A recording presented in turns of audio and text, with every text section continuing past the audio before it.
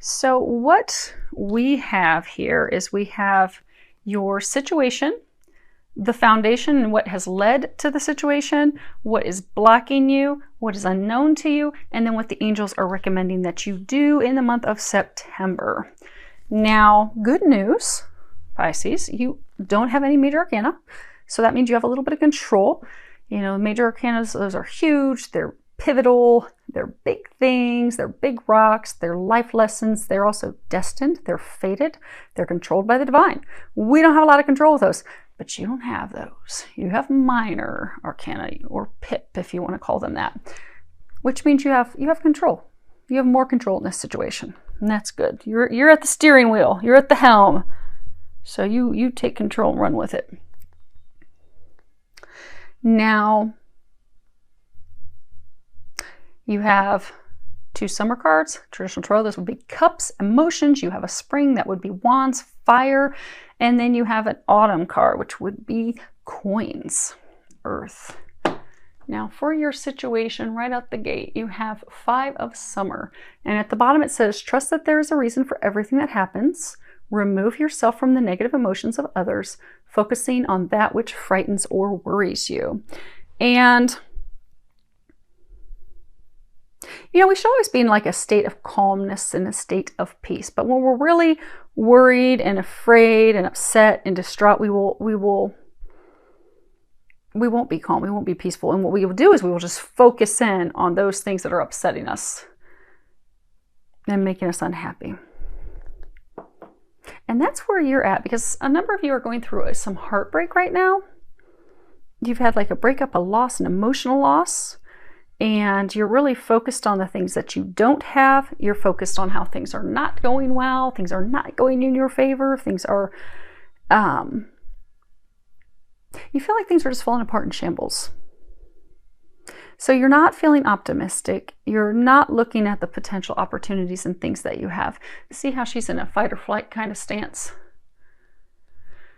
She's like really torn, not really knowing what to do. I don't know if I should bolt out of here. I don't know if I should stay in here. I don't know what the heck is going on. I've got too much anxiety, too much worry, too much fear. It's just spiraling out of control and I'm just stuck.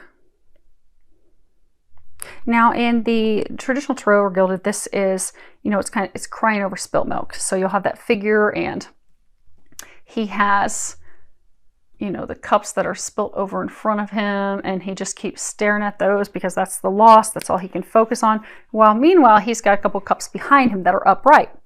At any point, he can turn away from the things that he's lost because he doesn't even realize the new things that he has behind him. And that's where a number of you are at. You have lost someone.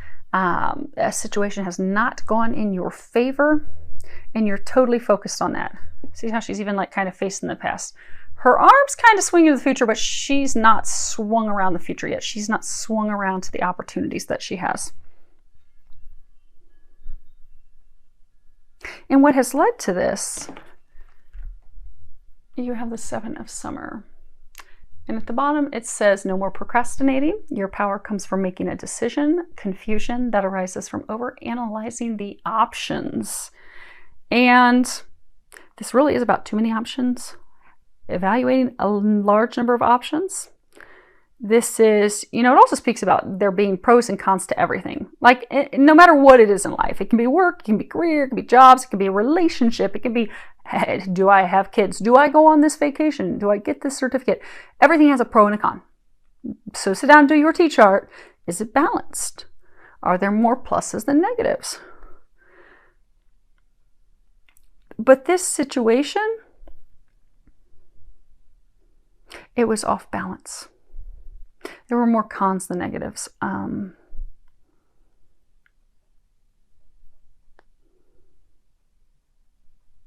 For a number of you, you are procrastinating, making a decision at this point, turning away from the cups that have spilled over because you're procrastinating, but they're trying to get you to stop procrastinating. This is a card that also speaks of our personal power. See how he has like this light coming from the tip of his finger, and it's like honing in, like I am focused. I've got like laser focus on something, you know, really honing in, making a choice, deciding what you want, making a plan to obtain that, and then doing that. Because the opposite is, overanalyzing, wishful thinking, just having our eyes in the sky, never really make a decision. Like traditional tarot, or I love my gilded tarot, it has a figure where they're standing there and they have these 7 cups that are floating above their head. And it's kind of like shiny squirrel syndrome. Like, ooh, I want that one. I want that one. Ooh, but I like that one, but I want that one. Ooh, I don't know which one I want. They're all so lovely.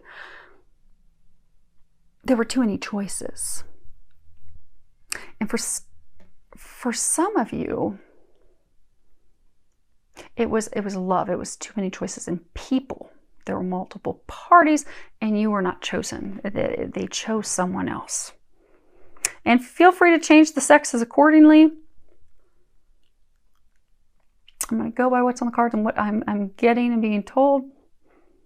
But if it sounds like your situation, sexes are different, go for it, change it. But I get that he chose a different woman. He chose someone else. For some, he was already bound, already connected in a marriage, in a commitment already to someone else.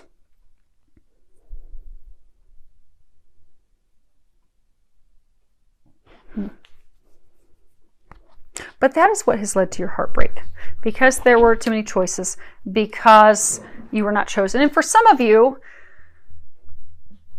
it could be that, you had some choices and, maybe you were trying to decide. I get for most of you, though, this is love.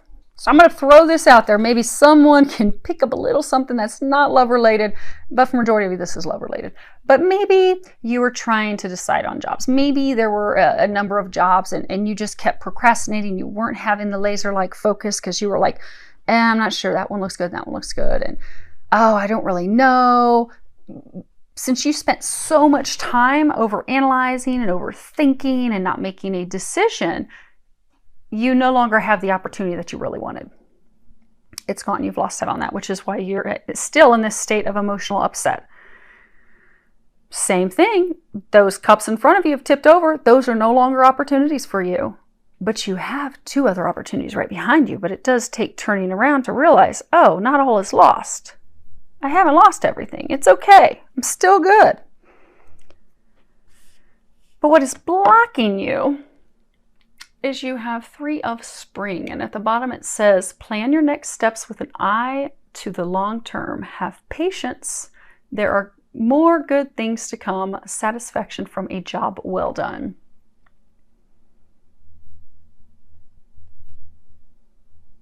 I'm noticing right off the bat that there's all this purple. A lot of you are hoping that this situation will transform, that it will blossom into a new beginning. But this card in its meaning with this deck, it's all about, really working hard to accomplishing something, really putting in a lot of work, and, really wanting to reap our rewards. But those rewards take a little bit of time.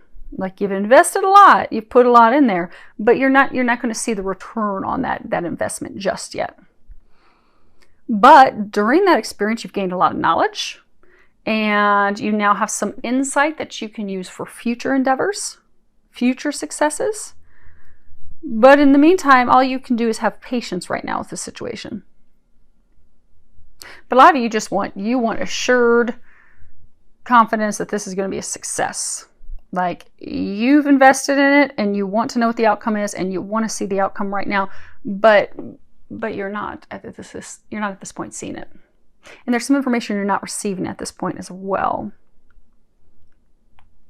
And it is hard to sit still and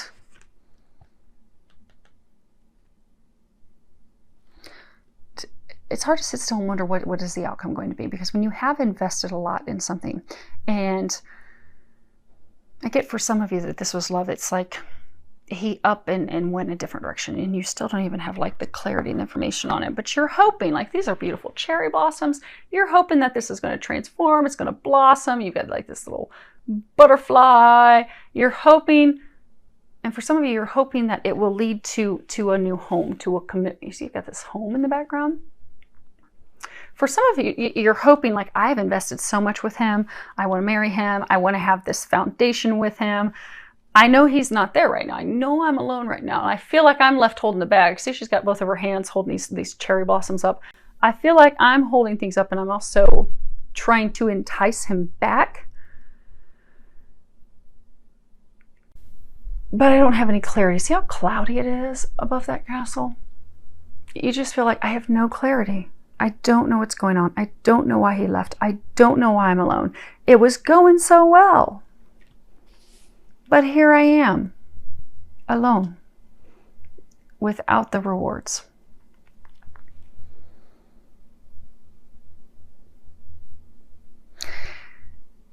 They're saying that this is what's blocking you.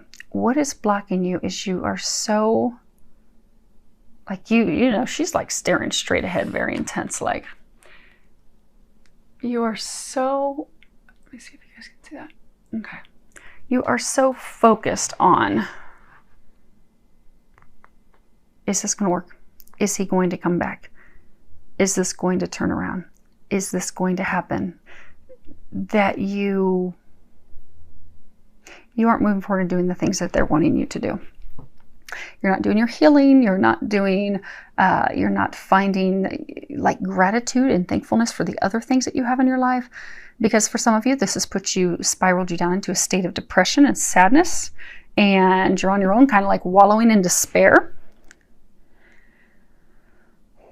And for some of you, what's blocking you is there's a third party. He's married to someone else. He's in a relationship, in a home, in a foundation with someone else. Some of you don't know. Okay, most of you don't know that. You are not aware of that. But that's what's blocking you. You're hoping that's going to turn around. You're hoping that he's going to come back. You're hoping that things will blossom. You will get this happy ending that you have worked so hard for and that you desire. But at this point, you don't know the outcome and you don't have the clarity. And all that you can do at this point is just take the things that you have learned from this experience to better yourself, to heal yourself, and to prepare for the future. Be it with someone else for most of you.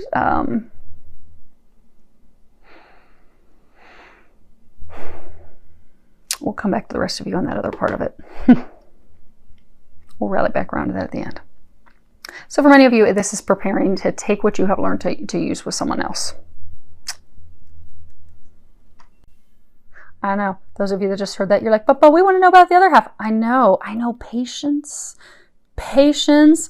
All good things will come. They want to tie it, though, to something toward the end. So that's good. You get to not have to hear me repeat stuff. It's a win-win, right? Okay. Now, as far as what is unknown to you, you have 7 of Autumn. And at the bottom it says, have patience. Again, patience twice. Take time to rest and plan your next steps. A prudent investment of time or money. And you see him, he's just chilling out on top of this pumpkin. You know, he's put a lot of time in, a lot of effort in. He's invested things. But it's going to take a little time for him to see his harvest. And sometimes, you know, the things that are the best rewards, the greatest, like look how huge that pumpkin is. I mean, that's a prize-winning pumpkin there. But it takes time for it to ripen. It takes time for it to grow. It doesn't happen overnight. You don't just plant your seeds and bam, the next day you walk out and you have this massive award-winning pumpkin. It takes time. Things move slowly. And when things are moving slowly, we get really frustrated and irritated. Because we're at a point now that we want instant gratification. We want things now, we want them right away. But this is not a situation where you're going to have what you want right now, right away. You do need to have patience. You need to wait for things to come to fruition, for the things that you desire to manifest. And you may have planted seeds, you may have put in a lot of work and effort, but for some of you, there needs to be a reevaluation of your plan and some adjustments. And some of you, a complete change of plans so that you're ready for the next time to plant your seeds and prepare for harvest. But it's about diligence, not giving up, not over worrying, not over stressing. It can also be, you know, assessing the investment. You know, did it yield what you expected? Because for some of you, you had certain expectations. You expected this to work out, and it didn't. Why didn't it? You know, really look at the T-chart. Was it a balanced give and take? Because if it wasn't, and it's not turned out as you hoped that it would turn out, what can you do differently next time? What are some, maybe some red flags or things that you can look for next time? What are things that you can do to do some inner healing and prepare yourself for next time? Because sometimes we're just so excited about the harvest. We're so excited to get that end point. Like, you could be so excited to move forward with this love of a lifetime, that you don't do a balance sheet. You're just so excited to get to the end that you're not sitting back and looking and realize, oh wow, this isn't balanced. Or, I planted the seeds, but he never came through and watered them, so they died. They started to bloom, but since he didn't water, because we were working on this garden together, it was a joint effort. So I went out and I planted those seeds, and I wish them each love, and they started to bloom. They were about an inch out of the ground, but then he didn't come through and water them because he was busy watering someone else's garden, or because he was busy with other things that just didn't think about it, because it really didn't matter. It wasn't at that level of importance or significance. So it withered up and died. But you didn't notice that he wasn't watering them because you were so excited. All you could do is picture this abundant harvest that you were going to have. You're like, oh my gosh, this is going to be great. I'm going to have an award-winning pumpkin. Oh my gosh, it's going to be amazing. Not realizing it wasn't growing. It wasn't growing. So for some of you, it was like one-sided.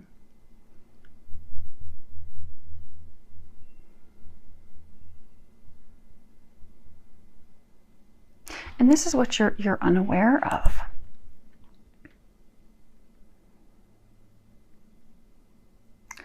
So for some of you, what you're unaware of, to get the things that you want, the things that you desire, you do need to evaluate everything, evaluate your plan, evaluate your next steps. So for some of you, your next steps are really, we're going to cover those, but there's some healing that needs to be done. Gratitude, shifting your perspective, coming back into a place of optimism and a place of hope. Because he's almost kind of like hopeful. He's just sitting there, he's just chilling, he's eating his apples. He's like, you know what? It's going to work out when the time is right. When the time is right, it's all going to be good. But in the meantime, I'm just going to hang out.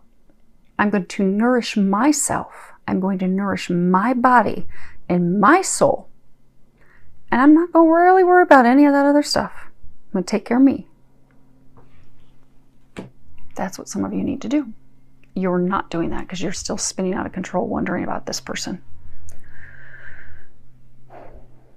And some of you are going to be discovering that indeed there was a third party. Someone else was chosen. For some, you're going to find out that that person's married to someone else. They're committed to someone else. You did not know that. Now, you had a feeling. Those of you in that situation, you had a feeling that something was going on, because in Pisces, you're a water sign. Water signs, I'm a Scorpio. We are very intuitive. Very, very intuitive. We are like we are walking lie detectors. It is really hard for people to pull something over on a water sign, because we just know intuitively. So for those of you in this situation, you've known, but you haven't wanted to see it, because again, you were very focused on the harvest, very focused on the outcome. And as humans, that is something. Like, if we just meet someone that makes our heart pitter patter, and we just, oh my gosh, we're like blown away. Like, they are what I've always wanted. They're the perfect complement of me. They're it. They're the one. It does make us throw all common sense and rational thinking and logical thinking out the window. We are all in our feminine, lovey-dovey, emotional side. But we have to come back into balance and look at things logically in everything in life. Now, as far as what it is that they are recommending that you do, you guys actually received a second card. We also only got 3. You have blessings. And it says at the bottom, today I count my blessings, small and large, and I notice the new gifts that come to me from God. And this is really about coming back into a state of gratitude, being thankful for the things that we have. Because again, some of you are so focused on what you've lost, what you don't have, that you're not realizing all the good things that you have, the blessings that you do have. You're feeling sorry for yourself. You're in a pity, poor me state. And Some of you are feeling like your prayers are being ignored. You're like, I don't think anyone upstairs is paying attention anymore. I think they're tuning me out. And it makes me want to kind of rip my hair out because I've just had it. I've had it. I pray, I hope, I visualize. I'm doing all these things. I'm trying to bring this together and this is just not happening. And they're ignoring me.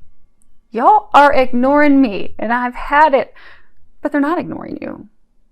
They are working on answering your prayers. You're just going to have them be answered a little bit differently than you're expecting them to be answered. Because many of you in this situation, you've got some serious expectations of how you want things to go down. But be flexible. Give them room to answer your prayers because they will answer them in a miraculous divine way. And you will find out that it's going to be better than what you anticipated and expected, but you need to give them some leeway to do that.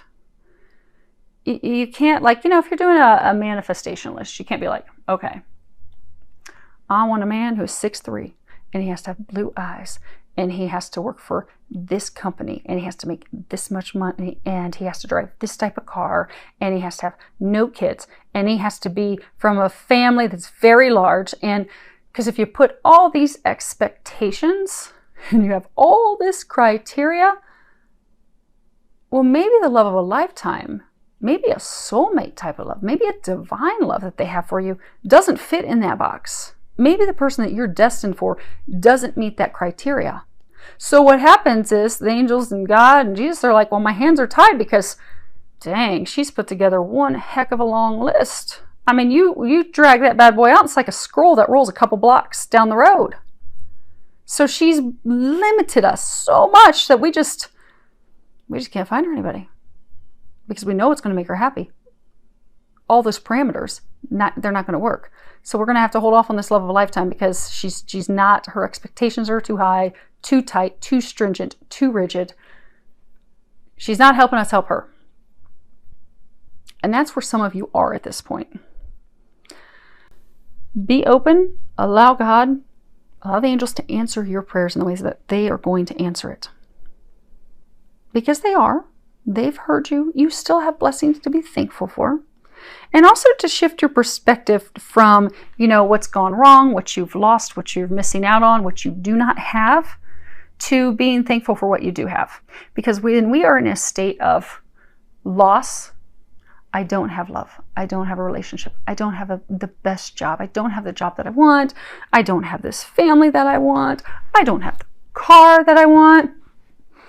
Well, what happens is we start to notice in our life, we just getting a whole bunch of stuff that we don't want. Because that's what that's what we are telling the universe that we want. I don't have, I don't have, I don't have. So we keep getting more I don't have, I don't have. If we can shift that perspective to, I am so thankful that I have a roof over my head. I'm so thankful that I have a car that runs. I am so thankful that I have a job.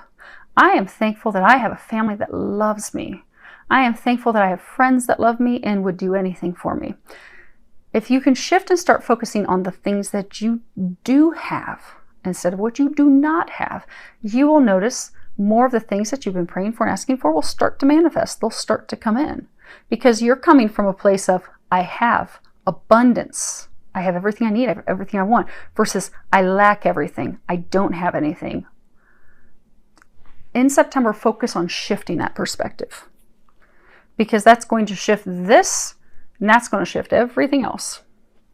Because a lot of you, because you are so focused on this situation and you're focused on lack and what you don't have and worry and all that, it is affecting other areas of your life. So some of you are starting to have some issues with money, and some of you are even starting to have some conflict and issues with friends.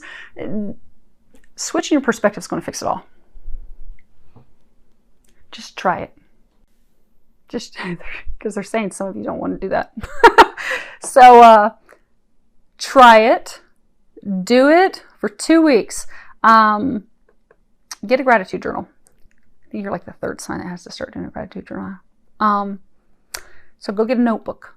Go to the store, get a tiny little notebook. Maybe it's something you can carry in your car, in your purse.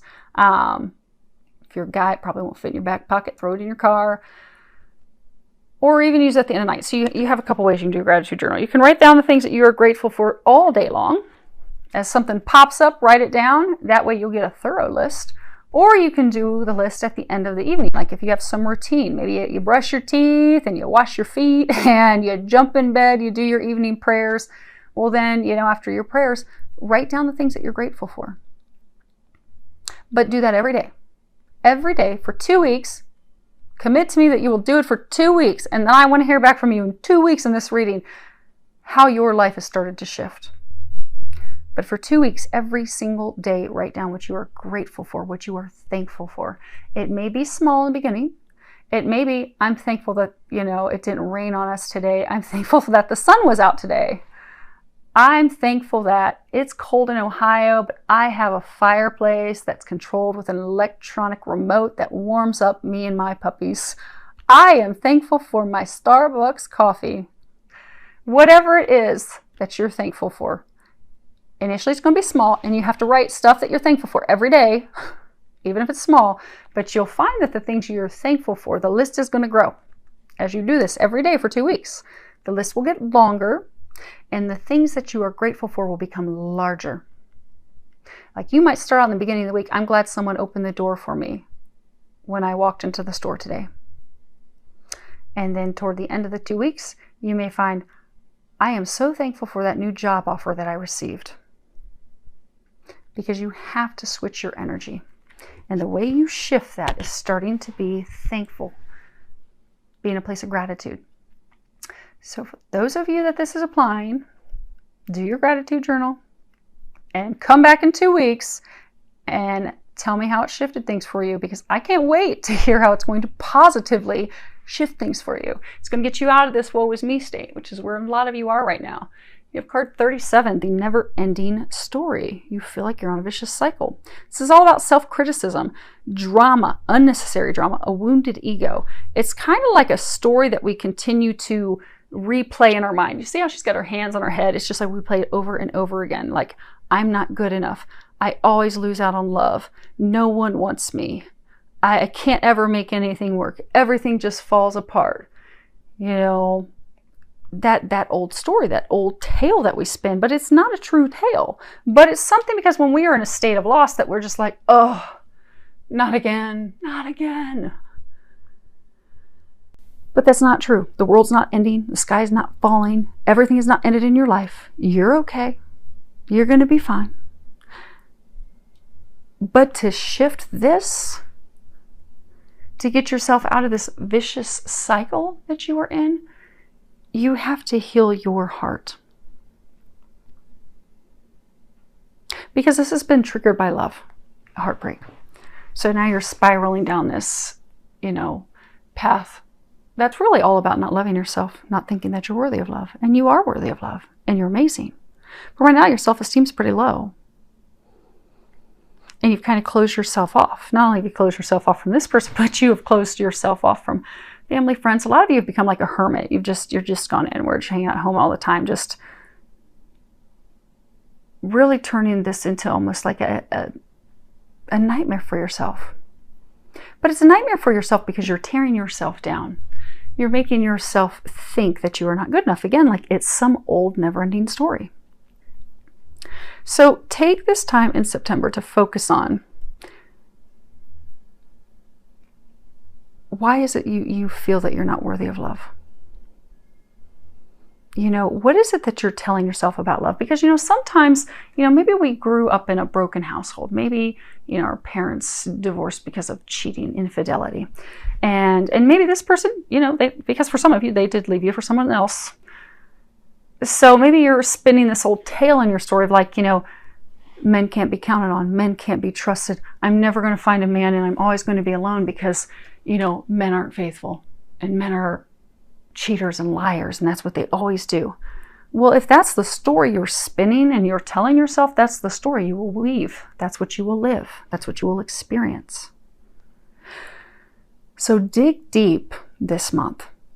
What are the stories that you're telling yourself about love? For some of you, it could be you're spinning stories to yourself of, maybe your parents were very critical of you. And they made you feel like you just weren't good enough. No matter how hard you tried, no matter how much you invested, it just wasn't good enough. You just never added up. So now you tie that to all other areas in life. I'm not good enough. I can't get love. I can't get a job. No one's ever going to want me. No one's ever going to want to be with me because I'm not up to par. I'm not worthy of that. You are worthy of that, but you need to remember that. You need to know that. And it all begins with digging deep, really looking, what is the core story that you are telling yourself about love and connection and abandonment and loneliness and rejection and sorrow? What is keeping you in this state? Because once you see the story that you are telling yourself, then you can recreate and you can change that story. Because then you can begin new. And you can tell yourself better narratives of men can be counted on. Men can be faithful. Men can be loyal. There is such a thing as divine love. I can count on a man. I can rely on him to come and water my garden, water my seeds. I am worthy of love. I am amazing. I am worthy of giving love. I am worthy of receiving love. I am unconditional love. I am able to receive unconditional love. I am able to give unconditional love. Because for some of you, you're going to start digging down deep and you're going to realize that you have walls built up. You won't allow any love in. But that again comes with tearing that wall down and changing your narrative. What's that never-ending story you keep telling yourself? Change it. You don't have to have the same story. Sometimes when I do energy healing sessions, I'll go in and I'll look at someone's past life and I'll know that there's like a thread similarity. So, maybe there's some infidelity that's run, maybe they've been cheated on in multiple lifetimes or something, but there's this thread. They've got this story. Why do some work to recreate that story so that they actually believe the opposite? That's what you need to do in September. Most of you can do it on your own. If you need a little help, call on Archangel Raphael. Archangel Raphael does healing. Always call on Jesus. He's an ultimate healer. And call on God. And then you can just call on all the, God's angels that are watching over you to help you, especially as healing angels, help you shift that story, change that story. Some of you may be guided to do some energy healing, but most of you can do it on your own. And it's really just taking that time to delve in deep. And if you're here in Ohio, it's so cold, you might want to go inside and snuggle up in a blanket and just start it today. So let's see here. Your next card you have is a sense of humor. I know you're probably thinking Archangel Michael's got jokes. I tell him that all the time. But this is part of shifting your energy, getting yourself out of this state of sadness and despair. There is a prayer on the bottom. Thank you for helping me see the humor in the situation so that I can lovingly laugh at human nature. I am willing to view my experience in a new light in order to attract love and healing energy. Do something to make yourself laugh. It's going to, how you've got to be thankful for the things that you have. Abundance, blessings, to flip that switch. The other thing you need to do to flip that switch, you need to get yourself out of this negative, depressed, sad state. The way you do that is you start to laugh. You start to have fun. You can watch funny movies. You can watch funny sitcoms. You can dance. But do something that makes you laugh. Now, if you don't have time to dedicate to a whole 2-hour movie or a half-hour sitcom, or, most sitcoms now are really heavy. I don't know how they would make you laugh anyhow, but if you don't have time to do that, it doesn't take a lot. Turn on something on a Sirius radio or on a radio station where they're cracking jokes, or some comedy station. Or you can even do something simple. Like sometimes what I will do if I'm really stressed, I might dance with dogs or do silly things around the house. But I'll be sitting in my car and I'll look over and there'll be like other young kids. And so I'll start making faces. They start making faces back at me. Suddenly I'm cracking up because the kids can come up with some silly faces. And I'm laughing and they're laughing. And then suddenly they get their parents in it. I actually have this red clown nose. Every once in a while, I pull my clown nose out and I just go for a drive. And I do it to adults too. And I like to do it when there's 2 people in the car. So I'll look at the car next to me and the passenger will look at me, and then I'll look away real quick and I'll put my clown nose on, and then I look back toward that passenger, and then they start cracking up. Then they start smacking the person in the car like, hey, look at this chick. Look at her. She's a clown. And I turn away real quick and I take my nose off and I look over and the person's looking like, what? And then they start getting into each other. And then eventually I put it back on and we're all laughing because it's hilarious. I think it's funny. It makes me chuckle. So if I'm really stressed, worried, dealing with a lot, I do that. I laugh. I feel better. You need to start laughing. Don't take life and yourself so seriously. Next card we have is self-respect. Oh, the other thing that they're saying is remove yourself from it. Okay, which we'll cover more with this. But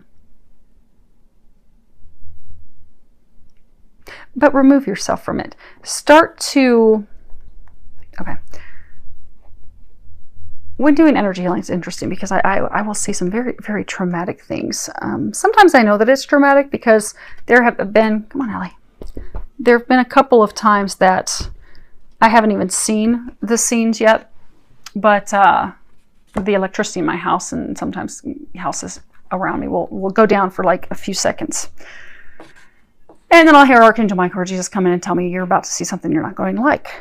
And those are scenes that are very, very traumatic and brutal, and they're very vivid. I can see very traumatic rape, murder scenes, and I'm an empath, so I pick up on people's feelings and emotions. But it's amazing when I do the healing work, because even though sometimes it bothers, obviously, my soul when I'm being warned I'm not going to like what I'm about to see, and electricity goes down in my house for a few seconds. It's because at a soul level, it breaks my soul and my heart to see that people can be that cruel. Humans can be that cruel. But I don't connect with it emotionally. Like I can see scenes, and for the most part, the other scenes, even though they're also still very traumatic, rape and all these things happening, and physical abuse, and I see these things, I see them extremely vividly and clear. They don't pull me in emotionally. It's like watching a movie. It's like watching it from a distance. I'm emotionally separated from it. So for some of you, emotionally separate yourself from this situation and really look at it kind of like you're looking at like a movie. Really look at it, because then you can also, you might be able to find some humor in it. But even if very serious of heartbreak, that gives you a balanced, clear perspective. Kind of like, so excited to jump into it, you haven't done your evaluation of the give and take. But you can look at it clearly and be like, oh, why? I see now things that I can change in the future. Oh, I see what, next time I need to make sure he's watering the garden. Next time, you know what? I shouldn't just jump into and push a plan to start a garden with him, because he really wasn't into it. He just kind of looked at me like, I don't want to plant tomatoes. You really? But he didn't say anything, so I thought he was excited. But next time I'm going to be more into evaluating and see, like, is his heart in it? Does he want to plant a garden with me? Does he want to have ripe tomatoes? But you can look at it objectively because you've removed yourself emotionally from it. Do that. That'll help you. Last thing we have is self-respect. The prayer on the bottom is, Dear God and angels, thank you for helping me see myself as you see me through the eyes of love. Thank you for honoring and respecting me. Please guide me to do the same for myself, and grant me the courage to speak up on my own behalf. I ask for your protection in all of my relationships so that I am surrounded by loving and kind people. You're being advised to start respecting yourself, to know your worth, to know your value.